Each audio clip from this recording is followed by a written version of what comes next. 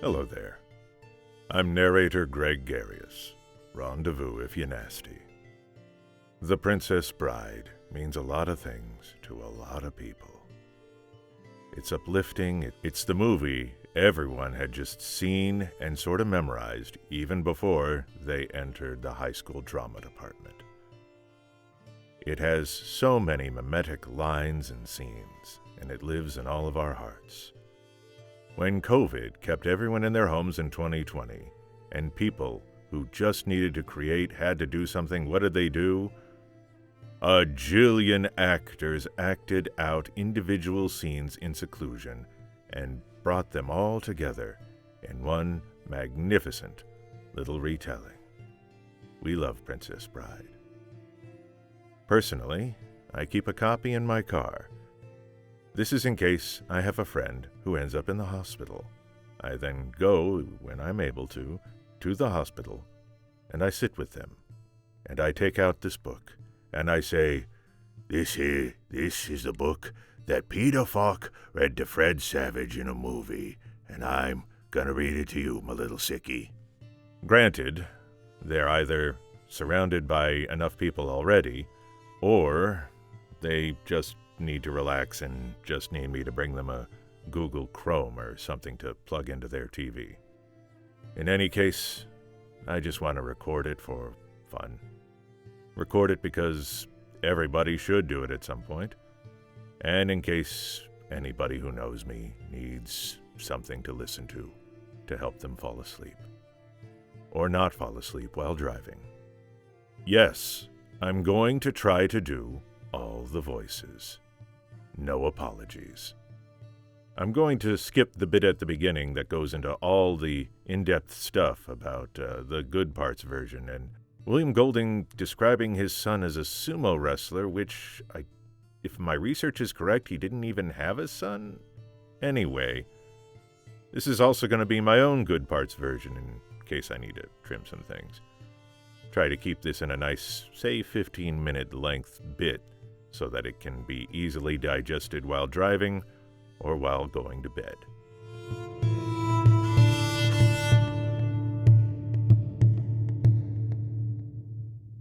Chapter 1. The Bride. The year that Buttercup was born, the most beautiful woman in the world was a French scullery maid named Annette. Annette worked in Paris for the Duke and Duchess de Guiche, and it did not escape the Duke's notice that someone extraordinary was polishing the pewter. The Duke's notice did not escape the notice of the Duchess either, who was not very beautiful and not very rich, but plenty smart.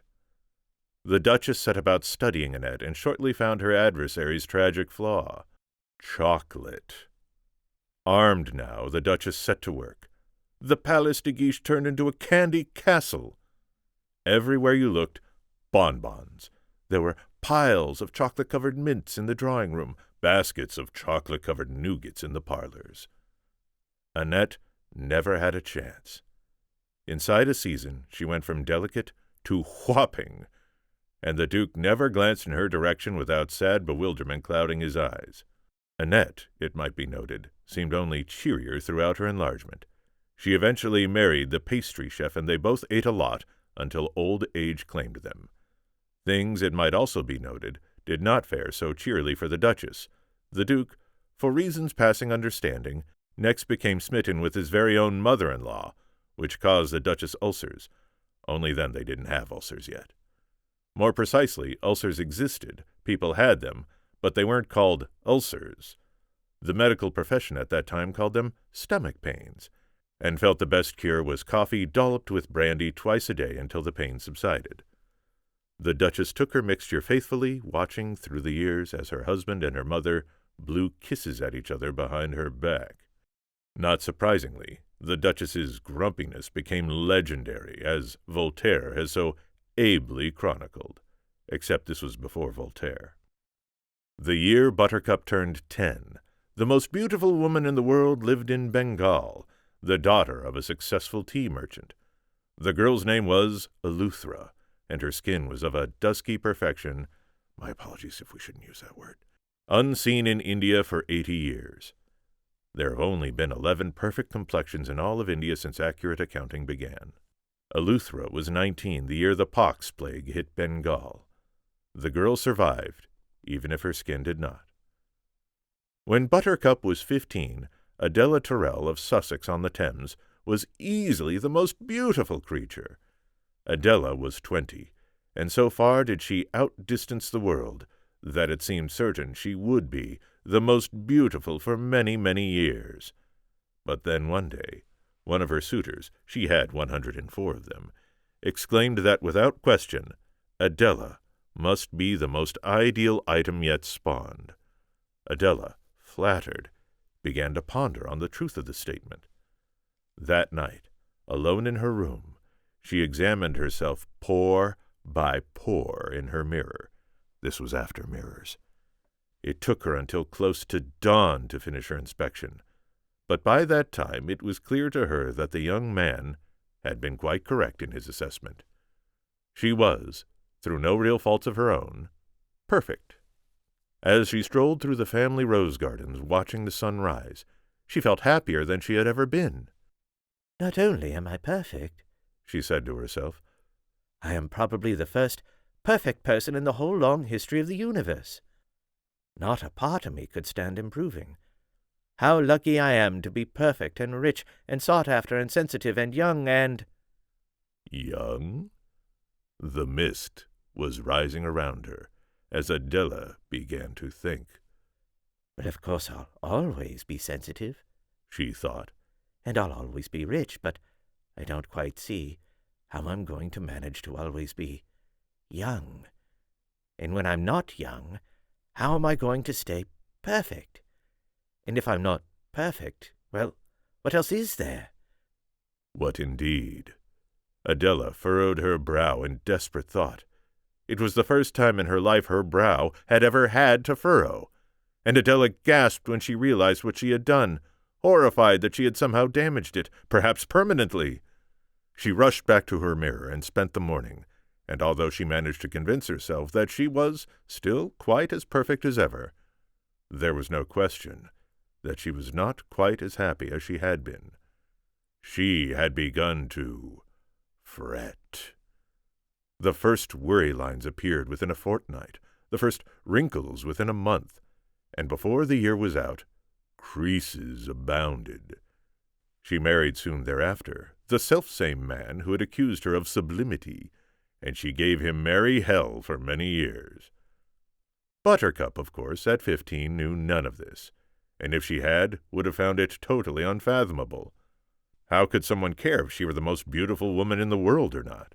What difference could it have made if you were only the third most beautiful, or the sixth? Buttercup at this time was nowhere near that high, being barely in the top 20, and that primarily on potential, certainly not on any particular care she took of herself. She hated to wash her face. She loathed the area behind her ears. She was sick of combing her hair, and did so as little as possible. What she liked to do, preferred above all else really, was to ride her horse and taunt the farm boy. The horse's name was Horse. Buttercup was never long on imagination, and it came when she called it, went where she steered it, did what she told it. The farm boy did what she told him, too. Actually, he was more a young man now, but he had been a farm boy when, orphaned, he had come to work for her father, and Buttercup referred to him that way still. "Farm boy, fetch me this. Get me that, farm boy. Quickly, lazy thing, trot now, or I'll tell father." "As you wish." That was all he ever answered. "As you wish." "Fetch that, farm boy." "As you wish." "Dry this, farm boy." "As you wish." He lived in a hovel out near the animals, and, according to Buttercup's mother, he kept it clean. He even read when he had candles. "I'll leave the lad an acre in my will," Buttercup's father was fond of saying. They had acres then. "You'll spoil him," Buttercup's mother always answered. "He's slave for many years. Hard work should be rewarded." Then, rather than continue the argument, They had arguments then, too. They would both turn on their daughter. "You didn't bathe," her father said. I did, from Buttercup. "Not with water," her father continued. "You reek like a stallion." I've been riding all day, Buttercup explained. "You must bathe, Buttercup," her mother joined in. "The boys don't like their girls to smell of stables." Oh, the boys! Buttercup fairly exploded. I do not care about the boys. Horse loves me, and that is quite sufficient, thank you. She said that speech loud, and she said it often. But like it or not, things were beginning to happen. Shortly before her 16th birthday, Buttercup realized that it had now been more than a month since any girl in the village had spoken to her. She had never much been close to girls, so the change was nothing sharp. But at least before, there were head nods exchanged when she rode through the village or along the cart tracks. But now, for no reason, there was nothing. A quick glance away as she approached. That was all. Buttercup cornered Cornelia one morning at the blacksmith's and asked about the silence. "I should think, after what you've done, you'd have the courtesy not to pretend to ask," came from Cornelia. And what have I done? What? You've stolen them." With that, Cornelia fled, but Buttercup understood. She knew who "them" was. The boys. The village boys. The beef-witted, feather-brained, rattle-skulled, clod-pated, dim-domed, noodle-noggined, sap-headed, lunk-knobbed boys. How could anybody accuse her of stealing them? Why would anybody want them anyway? What good were they? All they did was pester and vex and annoy. "Can I brush your horse, Buttercup?" Thank you, but the farm boy does that. "Can I go riding with you, Buttercup?" Thank you, but I really do enjoy myself alone. "You think you're too good for anybody, don't you, Buttercup?" No, I don't. I just like riding by myself, that's all. But throughout her 16th year, even this kind of talk gave way to stammering and flushing and, at the very best, questions about the weather. "Do you think it's going to rain, Buttercup?" I don't think so. The sky is blue. "Well, it might rain." Yes, I suppose it might.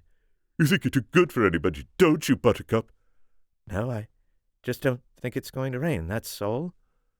At night, more often than not, they would congregate in the dark behind her window and laugh about her. She ignored them. Usually the laughter would give way to insult. She paid them no mind. If they grew too damaging, the farm boy handled things, emerging silently from his hovel, thrashing a few of them, sending them flying. She never failed to thank him when he did this. "As you wish," was all he ever answered. Continued in Chapter 1, Part 2.